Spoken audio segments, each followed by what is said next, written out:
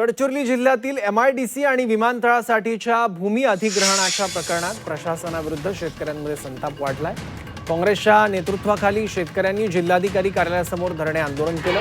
14 गावातील हजारो नागरिकांनी एकत्र येत प्रशासनाच्या मनमानी धोरणाविरुद्ध आवाज उठवला। सरकारच्या विकासाच्या घोषणांच्या उलट प्रत्यक्षात अन्याय होत असल्याचा शेतकऱ्यांनी आरोप केला।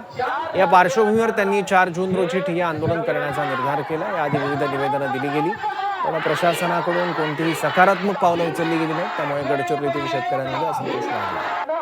ते सुद्धा या लोकांची या आंदोलनामध्ये सहभागी कोळसा नेणाऱ्या मालवाहू रेल्वे बोगीत आग लागली। जळगाव रेल्वे स्थानकाजवळची घटना आहे। वाढत्या तापमानामुळे आग लागल्याची शक्यता आहे। अग्निशमन दलाकडून आगीवर नियंत्रण मिळवण्यात यश आलंय।